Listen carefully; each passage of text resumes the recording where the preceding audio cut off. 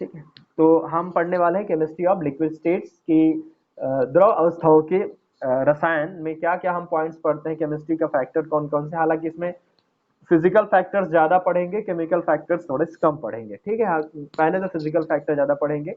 तो पहले हम ये जानते हैं कि पर्टिकुलर किसी भी लिक्विड्स में उसके फोर्सेस में किस प्रकार के एक मॉलिक्यूल्स और दूसरे मॉलिक्यूल्स में इंटरेक्शन रहता है, किस प्रकार से इंटरेक्ट करते हैं और किस प्रकार के फोर्सेस आपस में पाए जाते हैं, जिसके कारण उसमें आपस में वो एक दूसरे से बॉन्डेड होते हैं, बंधे होते हैं। तो उसमें पाया जाने वाला जो इंटरमॉलिक्यूलर फोर्सेस हैं उसके चार अलग अलग प्रकार हैं, जिसको हम लोग ये कह सकते हैं कि जब ये इंटरेक्शन फोर्सेस पाए जाते हैं, इसीलिए पर्टिकुलर कोई जो मॉलिक्यूल्स होते हैं वो कौन से स्टेट में एग्जिस्ट करते हैं, लिक्विड स्टेट में एग्जिस्ट करते हैं। हम बेसिकली ये कहते हैं कि जब तक दो मॉलिक्यूल्स आपस में इंटरैक्ट नहीं करेंगे, इंटरैक्ट करने के बाद जब तक उन आपस में उन दोनों के बीच में कोई फोर्स जनरेट नहीं होगा, तब तक वो मॉलिक्यूल एक दूसरे को बाइंड नहीं कर सकते, बांध नहीं सकते। अगर वो बांधेंगे नहीं तो वो पर्टिकुलर गैस स्टेट जो कि फ्री फॉर्म होता है उससे वो एक लिमिटेड फॉर्म में कन्वर्ट नहीं हो सकते, इसलिए उसमें इंटरेक्शन फोर्सेस पाया जाता है, जिसको हम लोग इंटरमॉलिक्यूलर फोर्सेस कहते हैं। इंटरमॉलिक्यूलर फोर्सेस जो कि लिक्विड में पाई जाती है उसकी चार कैटेगरीज हैं। पहले कैटेगरी को वॉन्डरवॉल इंटरेक्शन फोर्स कहा जाता है, जो कि सबसे वीक कैटेगरी के अंतर्गत आता है। दूसरा कहलाता है आपका आयन डाइपोल इंटरेक्शन फोर्सेस। तीसरा कहलाएगा ion induced dipole interaction forces. और चौथा होता है वो है हाइड्रोजन बॉन्ड। ये चार अलग अलग कैटेगरी है, जिसके सब कैटेगरीज भी और आपको देखने को मिलेंगे। वॉन्डरवॉल इंटरेक्शन फोर्सेस को अन्योन्य क्रिया बल कहा जाता है। जहां पर द्विध्रुव का शब्द का प्रयोग होता है वो डाइपोल कहलाएगा। जहां पर आयन प्रेरित का उपयोग किया गया है वो है आयन इंड्यूस्ड। प्रेरित मतलब जिसे ओरिजिनली वो क्या नहीं था, डाइपोल नहीं था, जिसे क्या किया गया, इंड्यूस किया गया, उसे प्रेरित करके द्विध्रुव में परिवर्तित किया गया है। तो सबसे पहले हम पढ़ते हैं वॉन्डरवॉल इंटरेक्शन फोर्सेस। आपने ये शब्द पहले भी सुना होगा। वॉन्डरवॉल इंटरेक्शन फोर्सेस जो होता है वो ऐसे दो मॉलिक्यूल के बीच में पाया जाता है जो कि एक दूसरे से बिना किसी इलेक्ट्रॉन शेयरिंग के आपस में क्या होते हैं, कनेक्टेड होते हैं। इसका मतलब उन दोनों में किसी विशेष प्रकार का कोई बल न होकर सामान्य प्रकार के बल से कनेक्टेड रहते हैं, लेकिन जब तक उन दोनों के बीच इंटरेक्शन नहीं होगा वो कैसे आपस में कनेक्ट होंगे, उनके बीच कोई ना कोई इंटरेक्शन तो जरूर होता होगा, तभी उसमें बॉन्ड अट्रैक्शन होगा, एक मॉलिक्यूल दूसरे मॉलिक्यूल से कनेक्ट होगा। ये कहा जाता है कि जो वंडरवॉल इंटरेक्शन फोर्सेस है वो शॉर्ट रेंज अट्रैक्शन फोर्स है, मतलब उसकी क्षमताएं बहुत दूरी तक नहीं होती, बहुत दूर के मॉलिक्यूल को बाइंड नहीं कर सकता। इसके लिए बॉन्ड जब तक आपस में पास पास नहीं आएंगे, अट्रैक्ट नहीं करेंगे, इंटरैक्ट नहीं करेंगे, टकराएंगे नहीं लगातार एक दूसरे से, तब तक ये वंडरवॉल फोर्सेस जनरेट नहीं होता। वंडरवॉल फोर्सेस जनरेट होने के लिए तीन प्रकार के इंटरेक्शन होने जरूरी होते हैं। पहला कहलाता है डाइपोल डाइपोल इंटरेक्शन, दूसरा कहलाएगा डाइपोल इंड्यूस्ड डाइपोल इंटरेक्शन, और तीसरा होता है इंड्यूस्ड डाइपोल अट्रैक्शन। क्या होता है डाइपोल डाइपोल अट्रैक्शन? सबसे पहले आता है, पहले तो आपको जान लें कि जहां पर डाइपोल डाइपोल इंटरेक्शन का यूज हुआ है, इसका मतलब वो इस प्रकार के अणु का है जिन अणुओं में दोनों प्रकार के ध्रुव उत्पन्न होते हैं। ध्रुव का मतलब धन और ऋण प्रकार के ध्रुव, ठीक है, माइनस और प्लस टाइप के जो पोल होते हैं वो अगर एग्जिस्ट करते हैं तब उनके बीच में क्या होता है, डाइपोल डाइपोल इंटरेक्शन होता है।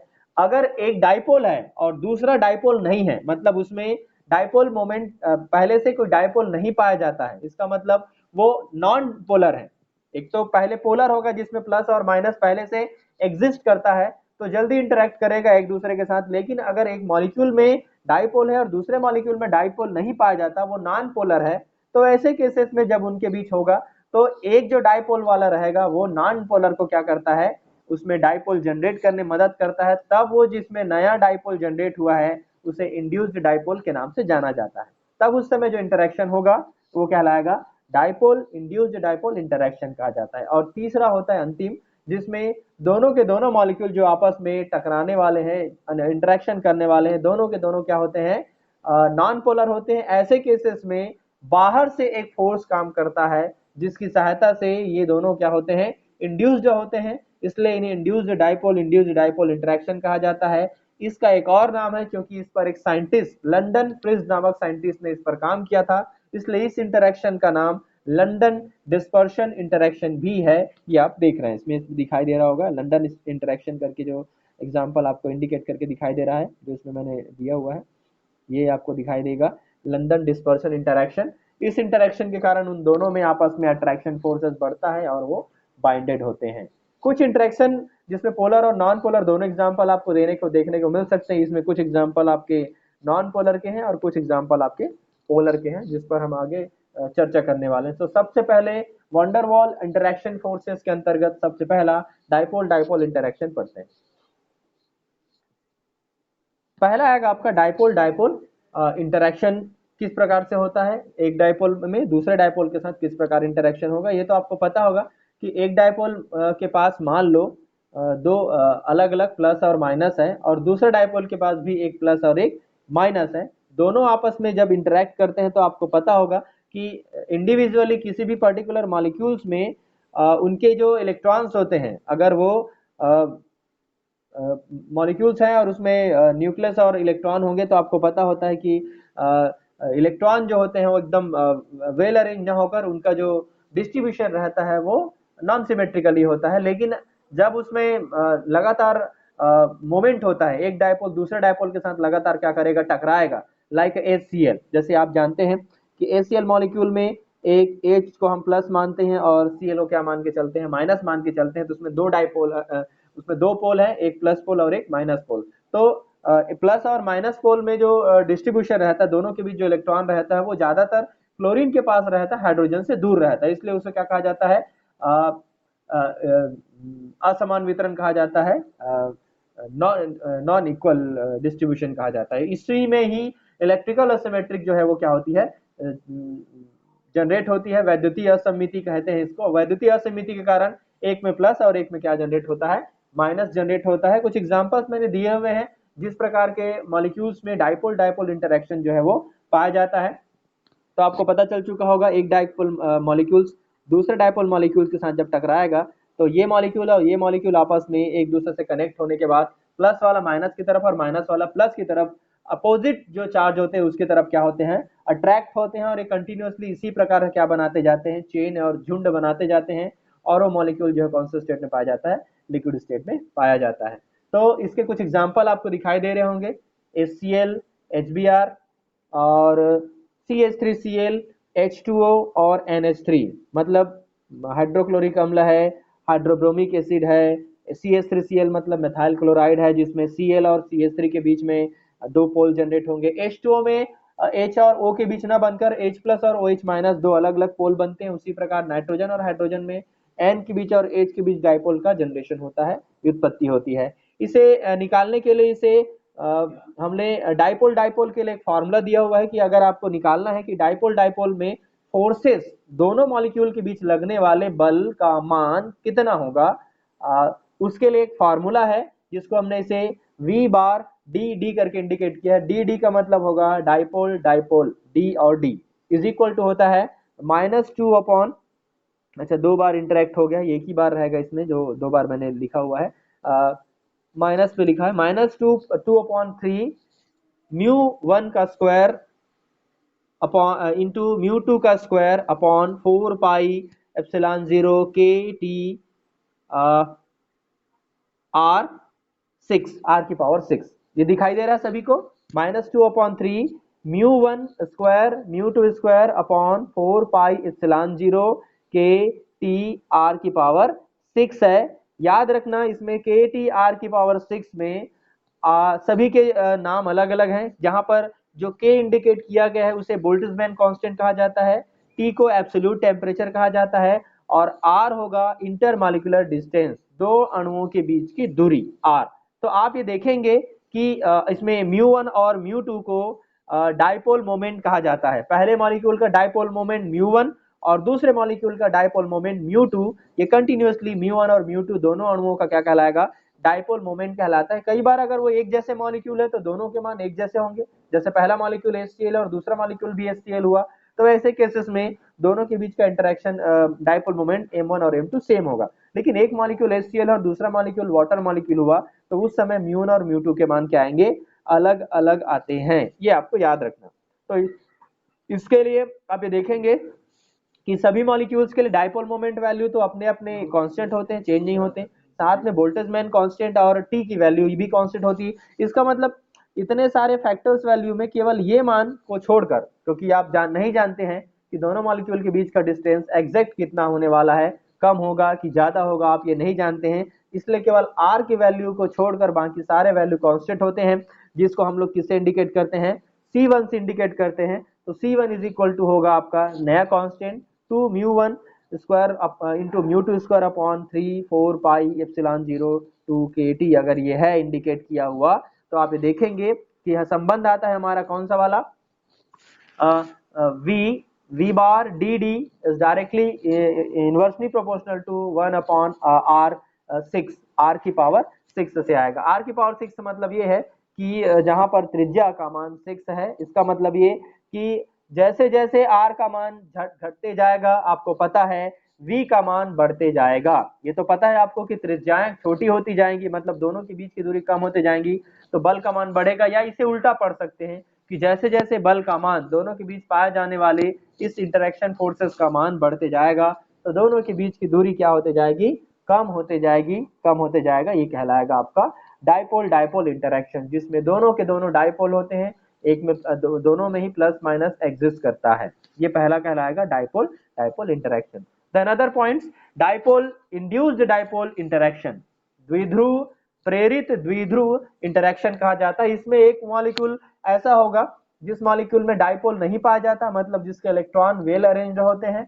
और दूसरा जिसमें इलेक्ट्रॉन जो है वो अलग अलग जगह होंगे, एक प्लस और दूसरे माइनस। ऐसे केसेस में एक पोलर होता है, दूसरा नॉन पोलर होता है। तो जो पोलर मॉलिक्यूल होता है वो नॉन पोलर को लगातार बार बार उसे इंटरेक्ट करता है और उसके इलेक्ट्रॉन के डिस्ट्रीब्यूशन को चेंज करता है, ताकि उसमें भी क्या जनरेट हो, डाइपोल जनरेट हो। इसके लिए जो एग्जांपल लिया है मैंने वो जिनान के साथ 6 मॉलिक्यूल वाटर का जो दिया है वो इस एग्जांपल के अंतर्गत आता है, जिसमें डाइपोल इंड्यूस्ड डाइपोल इंटरेक्शन की कैटेगरी में आता है। आप लोग डायग्राम में देख रहे हैं कि एक हमारे पास डाइपोल दिख रहा है, और सॉरी एक डाइपोल दिख रहा है, इसमें एक माइनस और एक प्लस रहेगा, इसमें थोड़ा मिस्टेक हो गया है, एक प्लस और एक क्या रहेगा, माइनस रहेगा। और दूसरा मॉलिक्यूल जो है वो बिल्कुल कैसा है, ब्लैंक है। इसके मतलब इसमें क्या नहीं है, डाइपोल नहीं है। फिलहाल इसमें एक भी प्लस और माइनस जनरेट नहीं हुआ है, क्योंकि इसमें पाए जाने वाले नंबर्स ऑफ इलेक्ट्रॉन्स की संख्या जो है वो कैसी है, इस प्रकार से कि प्रोटॉन और इलेक्ट्रॉन की संख्या टोटली इक्वल है, इसके पास एक भी फ्री इलेक्ट्रॉन्स नहीं है उस प्रकार से जो उसके साथ इंटरेक्ट कर सके। तो एक जो डाइपोल है वो लगातार नॉन पोलर के साथ क्या कर रहा है, इंटरेक्ट कर रहा है। नॉन पोलर के साथ लगातार इंटरेक्ट करने पर नॉन पोलर में भी क्या जनरेट हो गया है, देख सकते हैं आप, डाइपोल जनरेट हुआ है। जो प्लस होगा उसके उस एरिया में माइनस जनरेट हुआ होगा, और उसके दूसरे दूर वाला डायरेक्शन में क्या जनरेट हुआ है, प्लस डायरेक्ट जनरेट हुआ है। तो ये वाला जो आपको मॉलिक्यूल है वो कहलाएगा इंड्यूस्ड मॉलिक्यूल, ठीक है, क्योंकि हमने इसे क्या किया है, प्रेरित करके इसे किस में कन्वर्ट किया है, पोलर में कन्वर्ट किया है। ये ओरिजिनली क्या था, नॉन पोलर था, इसलिए इसमें प्रॉपर्टी जो रहेगी वो नॉन पोलर की रहेगी, बेसिक प्रॉपर्टी। जब उसे हम इंड्यूस करेंगे तब उसमें पोलर प्रॉपर्टी आती है। इस प्रकार से जब दोनों में पोलर जनरेट हो जाएगा उसके बाद इसमें इंटरेक्शन होता है, इसलिए इसका नाम है डाइपोल इंड्यूस्ड डाइपोल इंटरेक्शन। इसके लिए इनके बीच पाए जाने वाले फोर्सेस का मान E इज इक्वल टू होता है, E इज इक्वल टू होता है alpha mu square upon 4 pi epsilon 0 का whole square r to the power 6। ये बिल्कुल सेम वैसे ही है जैसे नॉर्मल बताया था मैंने, बस इसमें दो अलग अलग मॉलिक्यूल है, इसलिए इसमें दो चीजें इंडिकेट किया है। पहला क्या, अल्फा, और दूसरा म्यू। म्यू उसके लिए होगा जो पोलर मॉलिक्यूल होगा, पोलर मॉलिक्यूल का क्या है, ये डाइपोल मोमेंट है।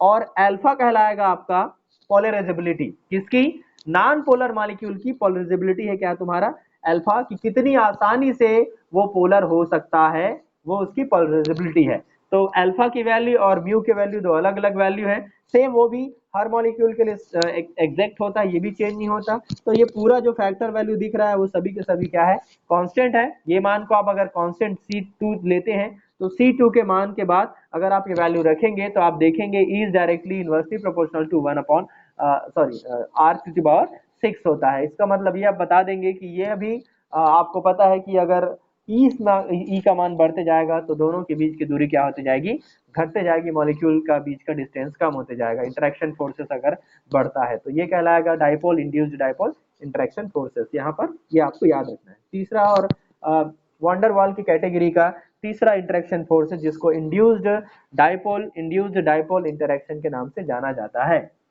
जिसे लंदन डिस्टर्सन इंटरेक्शन भी कहा जाता है। ज्यादातर आपको जानते हैं कि नॉन पोलर मॉलिक्यूल जैसे O2 N2 और CH4, इसमें क्लोज सेल मोनोएटॉमिक मॉलिक्यूल होता है, मतलब ये तय रहता है कि इसके पास मोनोएटॉमिक मॉलिक्यूल होते हैं जिसके शेल कैसे होते हैं, क्लोज शेल होते हैं जैसे हीलियम, नियान, आर्गन, इनके बीच अगर अट्रैक्शन फोर्स जो है वो आपस में अट्रैक्शन फोर्सेस विशेष तौर पे काम नहीं करते, क्योंकि आपको पता है कि ऑटोमेटिकली ये आप आपस में क्या होते हैं, अपने ही मोनोएटॉमिक शेल में क्या होते हैं, कनेक्टेड होते हैं। तो इन मॉलिक्यूल के बीच में कोई विशेष अट्रैक्शन फोर्सेस काम नहीं करता है, लेकिन O2 और N2 मॉलिक्यूल्स में आपस में अट्रैक्शन फोर्सेस काम करते हैं। लेकिन इसमें काम करने वाले जो अट्रैक्शन फोर्सेस होते हैं, सॉरी, हीलियम और नियान में काम करने वाले जो वीक अट्रैक्शन फोर्सेस होते हैं, उसमें कोई स्थायी डायपोल मोमेंट जो है वो उपस्थित नहीं होता है, क्योंकि आपको मैंने बताया कि अट्रैक्शन फोर्सेस नॉर्मल काम करता है, केवल वंडर वॉल, इसमें कोई डायपोल मोमेंट जनरेट नहीं हो सकता। इसका मतलब ये प्रमाण है कि इन अणुओं के बीच में हाई प्रेशर और लो टेम्परेचर में इनको लिक्विड्स में या सॉलिड में क्या किया जा सकता है, कंडेंस किया जा सकता है, लेकिन तब जब हम इसमें हाई टेम्परेचर और लो प्रेशर क्या करते हैं, अप्लाई करते हैं। नॉन पोलर मॉलिक्यूल के बीच पाए जाने वाले इस प्रकार के इंट्रा मॉलिक्यूलर फोर्सेस की जानकारी 1930 में एक जर्मन फिजिक्स जो थे वो फ्रिट्ज लंदन ने क्वांटम मैकेनिक्स की सहायता से इसकी जानकारी दी। इसलिए इस फोर्स, इनके बीच पाए जाने वाले फोर्सेस को क्या कहा जाता है, लंदन डिस्पर्सन फोर्सेस के नाम से जाना जाता है। इसका मतलब ये कि जब एक पर्टिकुलर एक मॉलिक्यूल जिसमें उसका खुद का अपना आयोनाइजेशन एनर्जी पाया जाता है, ये आपको पता होगा, हर मॉलिक्यूल में उसका खुद का एक आयोनाइजेशन एनर्जी पाया जाता है, तो जब तक वो हम उसे आयोनाइजेशन एनर्जी नहीं देंगे, जब तक उस मॉलिक्यूल को आयोनाइजेशन एनर्जी नहीं मिलेगी, तब तक आप उसके मॉलिक्यूल में जो इलेक्ट्रॉन के जो अरेंजमेंट होंगे उसे आप डिस्टर्ब नहीं कर सकते, और जब तक डिस्टर्ब नहीं करेंगे वो दूसरे मॉलिक्यूल के साथ कभी भी इंटरेक्ट नहीं करेगा। इसलिए आपको उनका क्या पता होना चाहिए, आयोनाइजेशन एनर्जी पता होना चाहिए। जब आप उसे आयोनाइजेशन एनर्जी जो है अप्लाई करेंगे, तब उनके बीच में पोलराइजेबिलिटी क्या होगी, बढ़ेगी। तब वो मॉलिक्यूल आपस में पहले मॉलिक्यूल क्या करेंगे, इंड्यूस्ड, खुद वो क्या होंगे, प्रेरित होंगे। उसके बाद जो नॉन पोलर होते हैं उसको भी क्या करेंगे, इंड्यूस करते हैं। इस प्रकार से जो दोनों मॉलिक्यूल नॉन पोलर होते हैं वो पहले एनर्जी ऑब्जर्व करके, आयनस एनर्जी ऑब्जर्व करके पहले वो क्या करते हैं, पोलर में कन्वर्ट होते हैं, मतलब इंड्यूस्ड होते हैं। उसके बाद वो दूसरे मॉलिक्यूल क्या करते हैं, इंड्यूस्ड करते हैं। इसका मतलब ये हुआ कि इसमें हमें दो चीजों की जरूरत पड़ेगी। एक तो नॉन पोलर मॉलिक्यूल्स का हमको पोलराइजेबिलिटी पता होना चाहिए, जिसको हमने दो नाम दिया है, अल्फा 1 और अल्फा 2। और दूसरा हमको दोनों मॉलिक्यूल्स का क्या पता होना चाहिए, आयोनाइजेशन एनर्जी पता होना चाहिए। जब अगर आपको आयोनाइजेशन एनर्जी पता है तो आप आसानी से क्या निकाल सकते हैं, ये I1 और I2 के मान रखेंगे, और अल्फा 1 और अल्फा 2 के मान आप जब रखेंगे तब आप निकाल सकेंगे कि उसका ईडी का मान जो जिसको डिस्पर्शन कहते हैं, लंदन डिस्पर्सन इंटरेक्शन कहते हैं, या इंड्यूस्ड डाइपोल डाइपोल के नाम से जिसे जानते हैं, ये भी सेम उसी प्रकार के कंडीशन में है। यहाँ पर भी आप जानते हैं कि दोनों के बीच का अगर डिस्टेंस कम होता है तो ऊर्जा का मान क्या होगा, बढ़ेगा। ये कहलाएगा आपका इंड्यूस्ड डाइपोल इंटरेक्शन के नाम से जाना जाता है। तो ये तीनों के तीनों जो एग्जांपल आपको जो मैंने इंडिकेट करके दिखाया, ये सभी के सभी वॉन वॉल के अंतर्गत आता है। इसका मतलब इसमें पहले से कोई आयन नहीं होता है। इसका मतलब ये है कि सारे के सारे मॉलिक्यूल्स न्यूट्रल होते हैं, हालांकि सब में डाइपोल मोमेंट खुद का रहता है, कुछ में डाइपोल मोमेंट भी बहुत जीरो होता है। उसके लिए हमें आयनाइजेशन एनर्जी की जरूरत पड़ती है। इस प्रकार से ये आपका जो आपका मैंने क्लास स्टार्ट किया वो वंडरवॉल फोर्सेस, वंडरवॉल इंटरेक्शन के अंतर्गत पाए जाने वाले तीनों प्रकार के फोर्सेस के बारे में जानकारी थी।